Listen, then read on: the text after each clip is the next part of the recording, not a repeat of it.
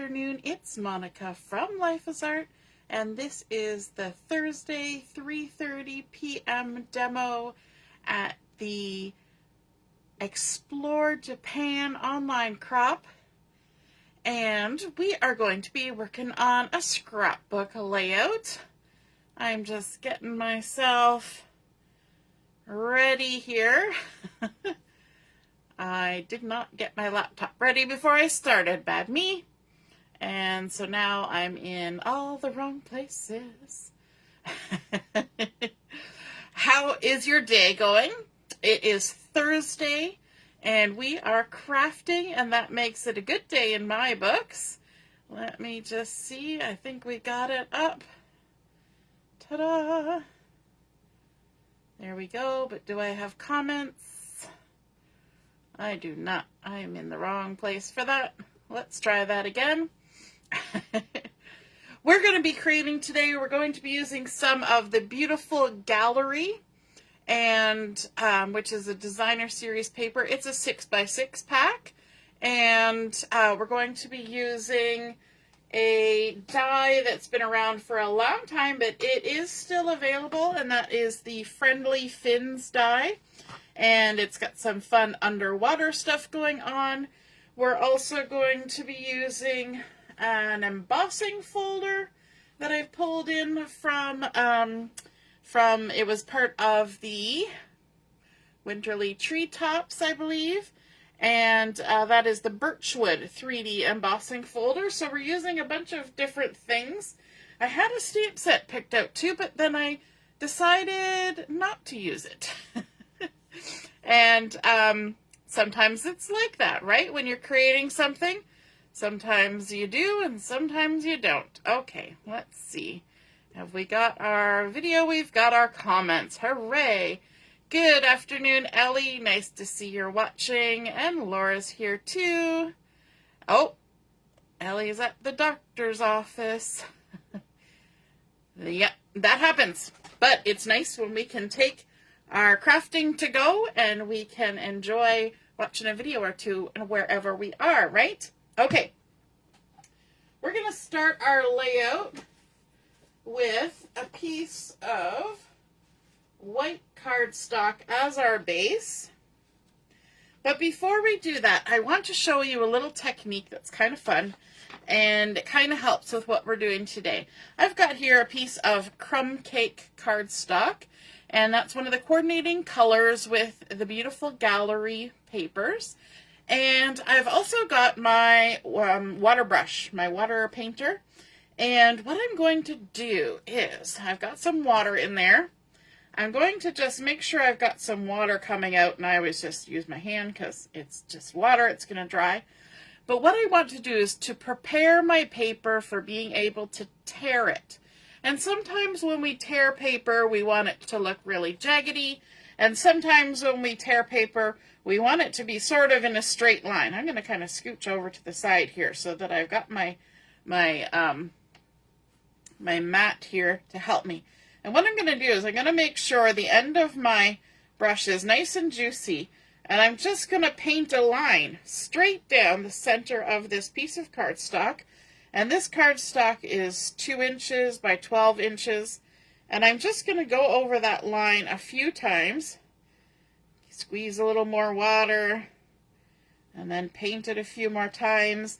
And because we've gone straight down the middle of this 2-inch piece, I can also flip it over and continue on the back side. Because this particular cardstock I find is actually pretty thick. Has nice dense fibers in it, which makes it great for a lot of stuff, but tearing can sometimes be a little tricky. But if we get it a little bit wet and allow that water to sink in, you know what that does? It loosens up the fibers. Water or paper is made with a lot of water. And so by adding more water, it's like reconstituting something that's been dehydrated. And it makes it a little bit more pliable and a little bit easier to work with when it comes to tearing. So we're just going to go down here one more time and get that wet again, because it does. It soaks right in. Dries right up. And then what we can do is we can find that this will now tear a little bit easier. If you've ever tried this trick, let me know in the comments. I'm just going to wiggle it back and forth a little bit to get those fibers even more loosened up. And then all we're going to do is we're just going to pull them apart. We're just going to pull it like this. And that's going to give us a fairly straight tear line all the way down. Like that. And it's almost like tearing with a ruler, but you're going to get more jaggedy bits. If you tear with a ruler, you tend to get a very straight line that's just a little distressed, but this does give you a nice straight jaggedy edge. Does that make sense? A straight jaggedy edge. But it's directional, so you can direct where you want the tearing to happen by adding that water. Now, in an ideal situation, you would set this aside to dry, and so we're going to just set this over here for a minute and let it do its thing. And let's bring in now our base page. I've got a piece of 12 by 12 white cardstock, and I'm going to go ahead and add a little bit of adhesive to the back of this so that it doesn't shift around the whole time we're trying to create. We want to keep it in place, and that allows us to use those measurement lines, whether you're using grid paper or a glass mat or a mat like this.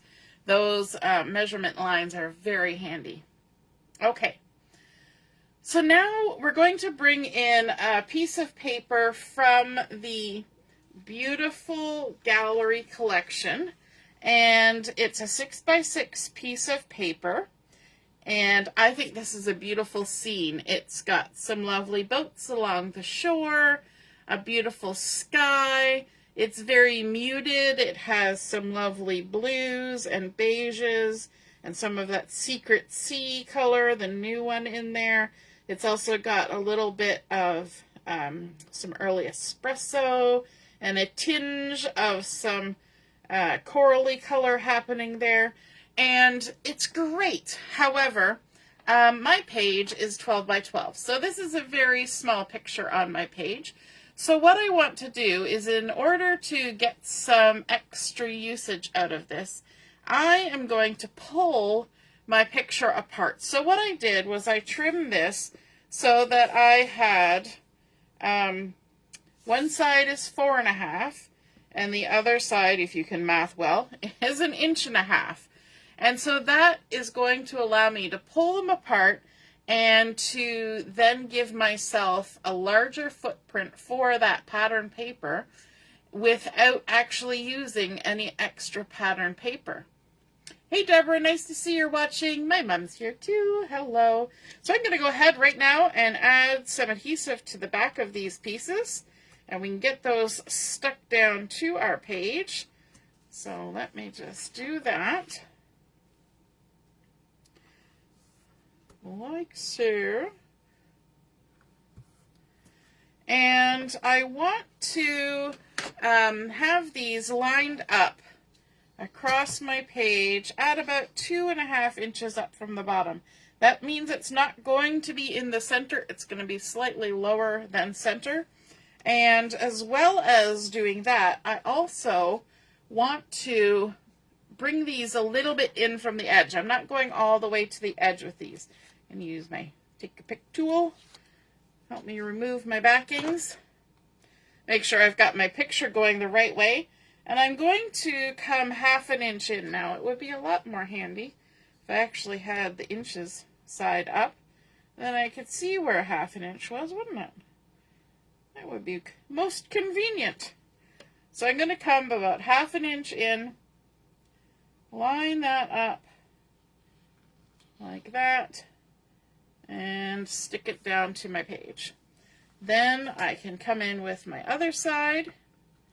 It's a beautiful brown, painty background on there. It's like big swaths of oil paint. And again, make sure we're going the right way up. We're going to come 1/2 inch in, And just lay that down there like that. And that's helpful to have your ruler going all the way across when you're leaving such a large gap in the center. Does anybody else do this? If you've got just a little bit of your pattern paper left, you try to kind of spread it out a little bit and make it fit, right? You want to use it all, but you don't want to lose anything. Okay, now we can come in with our crumb cake. And the first thing I'm going to do, this is going to be odd, I'm going to attach my adhesive to the front. Now, when I tore this apart, we were like this, but what I'm going to do is I'm actually going to go the opposite side so that the torn edge is out, like that. And we're going to bring in another piece of paper. Now, I have already done the paper tearing on this other piece of paper, and I have also used the embossing folder on it. So remember, I said we were going to use this Birch Wood embossing folder. Now, this is a nice big one. It's 6 inches by 8.5 inches, which means you can get a lot of cardstock in it. And if you look really closely, you can sort of see here where I came down, you know, the 8.5 inches or whatever, and then I came up from this side. But what I did was I didn't go right to the end, so there's no hard line, and because it's wood grain, it all just kind of blends together. Nobody can tell.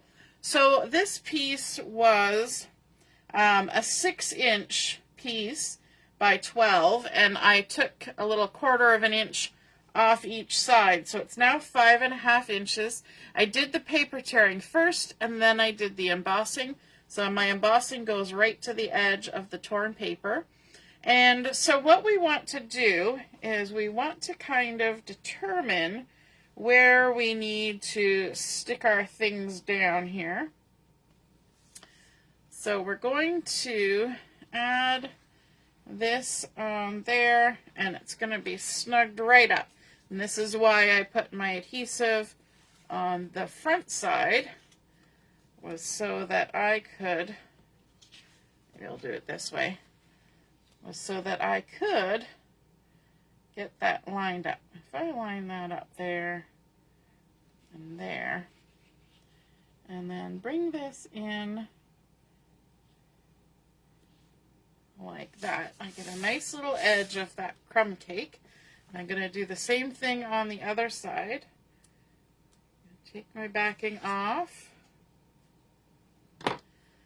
turn it around, line it up. The only reason I'm lining it up is so that I know I have my edges straight. I'm looking at the edge of my mat, my white cardstock, and making sure that these lines are lining up more than this line, because those are both jaggedy. I can't line those up. And then we can go ahead and add this right down there. So let's put our adhesive on in a few places, because we've got very fibery paper and we've got embossed edges and torn edges and embossed bits. So we need to make sure we get it all stuck down. Has anybody else tried that before? I know your embossing folder only goes to a certain length, but then you turn it around and emboss it again from the other side. Yep, I do that. That way you get some extra goodness out of there. Okay, so now we're going to line this up and hopefully get ourselves on there straight. And there we go. We've now made a lot of things happening on our page. And actually, you know what? I think I had changed my mind about this paper a little bit. And then when I stuck it down, I completely forgot. I actually wanted this to go just under the blue part, but it's there now. And I don't think we can change it. So, yeah, we're going to leave it. This is how I had it originally, then I changed my mind. And you know when you do that, you're always going to mess it up somehow in the end because you take it all back apart to do the video. Okay, so now, next, we're going to add in some photos. And the photos that I have are from 1973.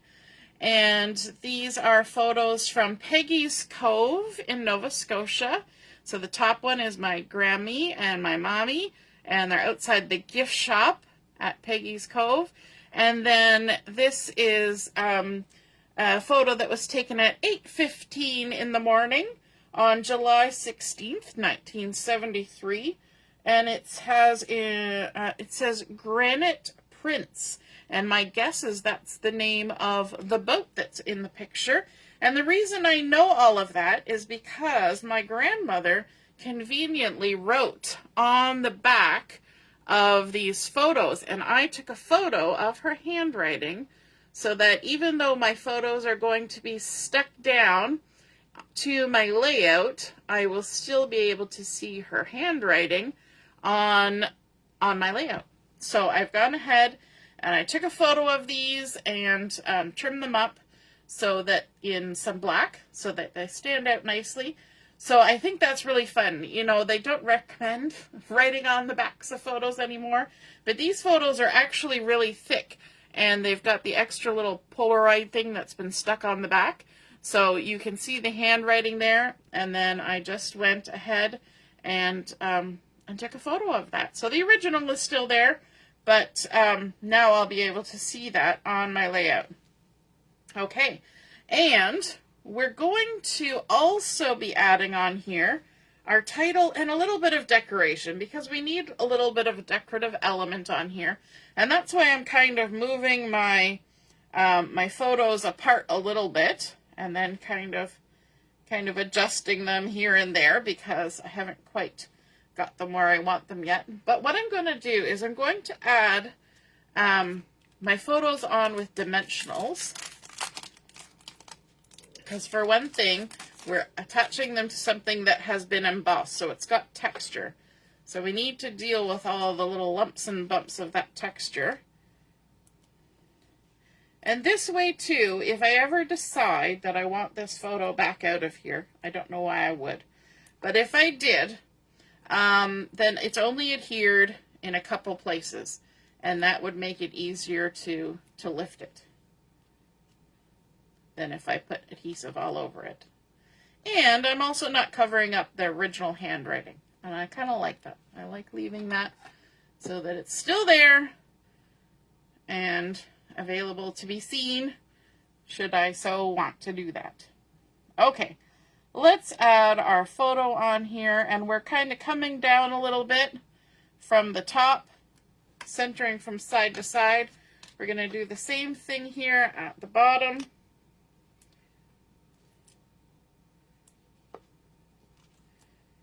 And because I've got handwriting that goes right up to the very tippy top, my foam is going to be a little bit down, so it's not covering that. Now, there are lots of options. I could have opted to put these in flip-flaps so that I could see the handwriting on the back. But I thought, well, I'll take a picture of it. All right, let's stick this down. Now, I'm going to come a little bit closer to the bottom than I did to the top. And add that on there like that. And then for our title, I have the mini alphabet dies, which I have used to create my title. And these are all in one, so you just go ahead and cut them out. So one of the helpful tips that my mom gave me was that if you frequently want to use it, you could use certain colors to die cut. So white, black, things like that, that can be easily reworked for various purposes. Like, it's not specific to anything because it's just black and white.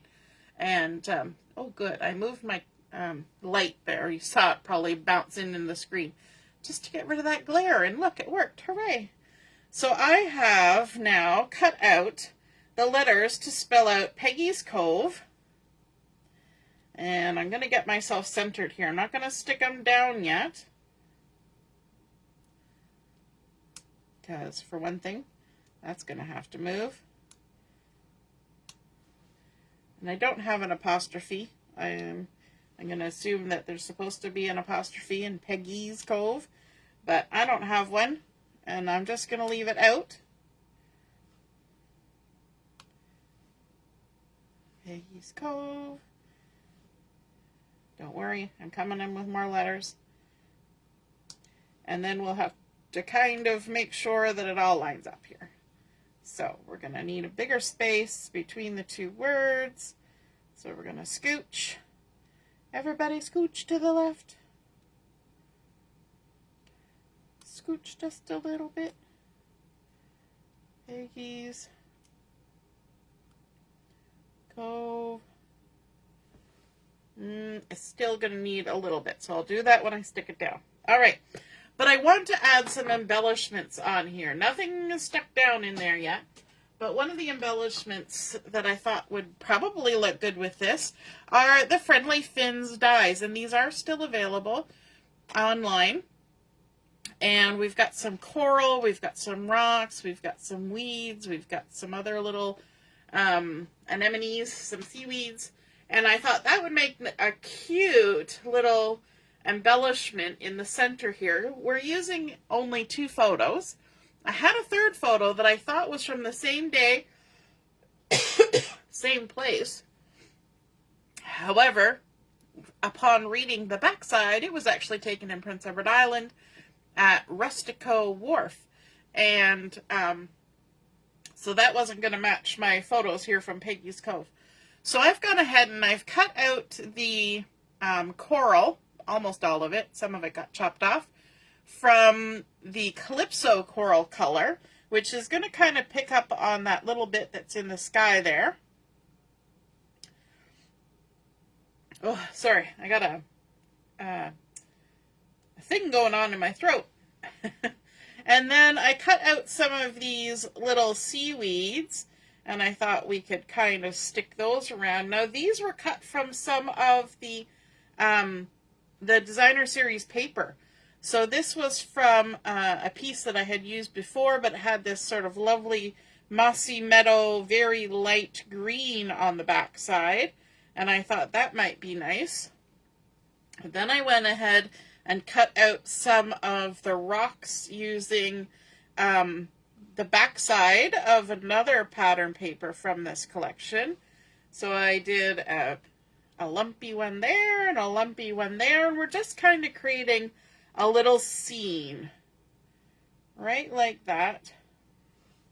And then one last little guy, this little, it looks like an anemone almost. And we can just scooch him in there, maybe put our little seaweeds there. And I think that just makes a cute little spot, right? And in this picture here, there are some, what looks like geraniums in the planter boxes. And I think that's going to pull that color out of that picture. The pictures themselves have very little color to them. There's a bit of yellow in my Grammy's dress.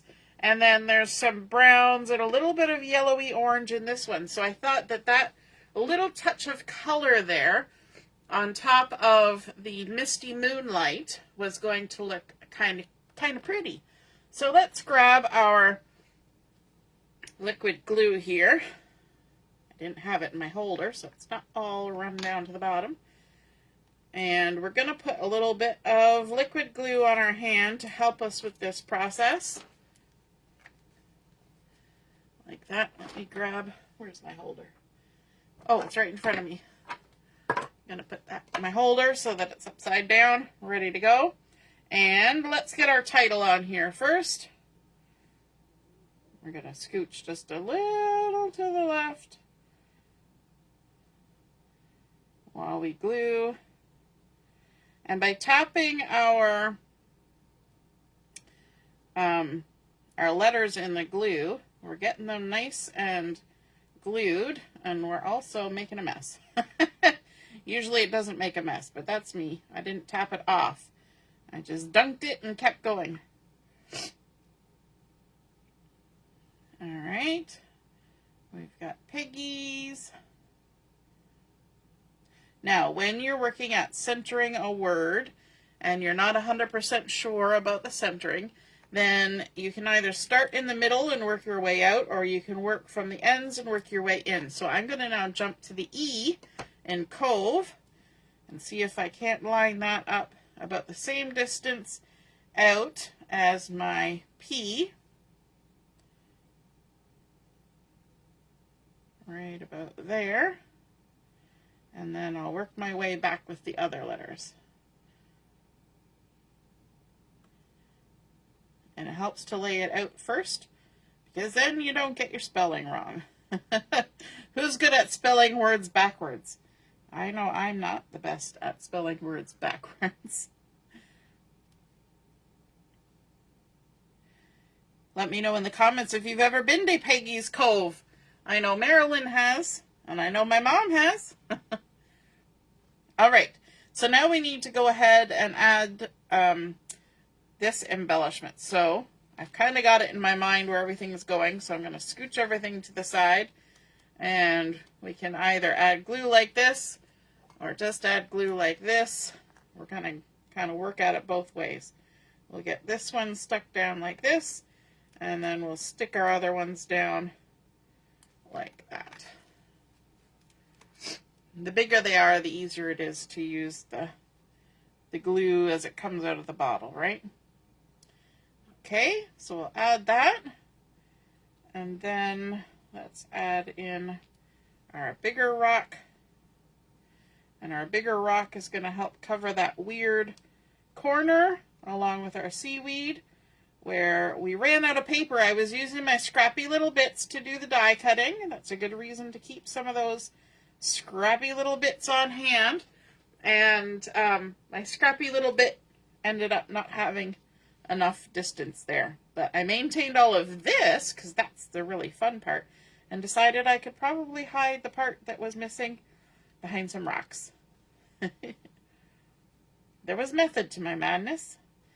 Alright, let's add our little seaweed here.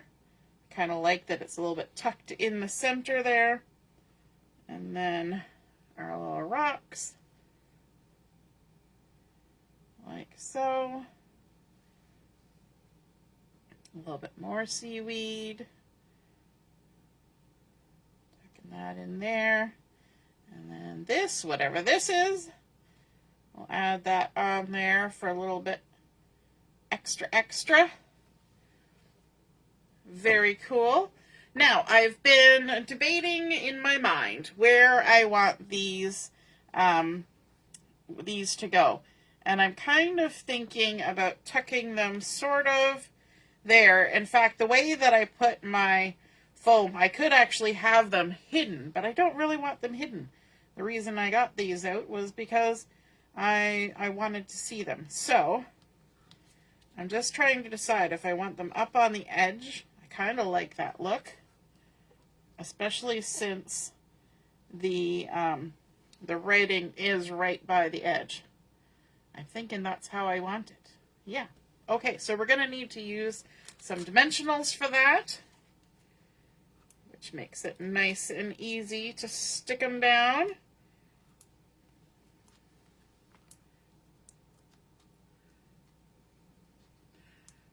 Laura's been to Peggy's Cove and she loved it. Awesome. It's on my bucket list. Sometime in my life I would like to go to the Maritimes, and especially to PEI. I have been to Newfoundland, but not to anywhere else out east. It would be nice to see those places. One of these days, I'm going to have to go on a road trip or something. All right. Now, let's kind of mirror what we did at the bottom. There we go. All right. Now, I didn't even look to see what kind of bling I might like on my layout. So let me just take a quick eyeball through what I've got here to see if there's anything in particular that stands out.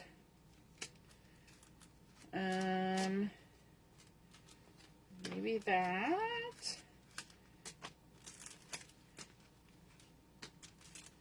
And yes, so I have a couple options. I have these cloud cover little flat pearls that could work, because those would mix in. Maybe even, well, I don't know. I don't really want the orange from the Timid Tiger. That's a different kind of kettle of fish. But I also have these neutral matte dots. And there's some black in there. There's some pecan pie, some beige, and some white. And I'm almost thinking the beige might be nice, or the black, or the cloud cover. So let me know. Do you think beige, black, or cloud cover? Quick, somebody in the comments. Beige, black, or cloud cover do you think would look nice on this layout? These are your three options. Beige, black, or cloud cover. Whoever's the first one to comment, that's what it's going to be. Some of them are matte, and some of them are, and the cloud cover are pearl, so it gives them a little bit more shine to them. Everything is pretty matte on here so far, except for the photos. Lisa's saying cloud cover. We got a winner chicken dinner. Okay, let's add some of this in here. Let me see. We'll add a little bit here.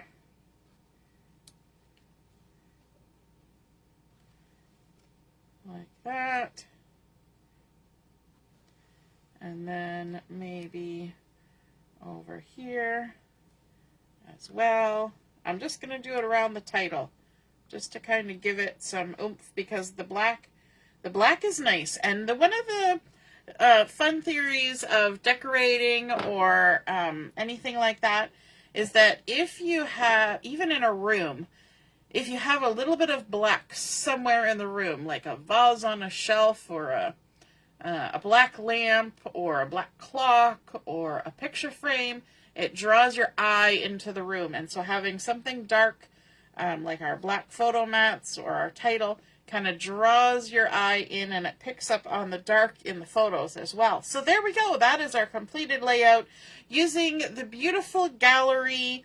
It looks just like a photo itself. Designer series paper. We paired that up with some Crumb Cake and some Misty Moonlight, using that tearing technique with the water, and also our embossing folder, and then also some die cuts to create a nice little scene there in the center to kind of go along with our two photos, and then a way to include the writing that was on the back of the photos as well. I hope you guys enjoyed seeing that come together. I hope you feel inspired to create, even with your 6x6 paper on a layout, and create something beautiful. All right. Have a wonderful rest of your afternoon. We will be on at 7 o'clock for Chat and Craft. We'll see you then. Toodaloo. Bye.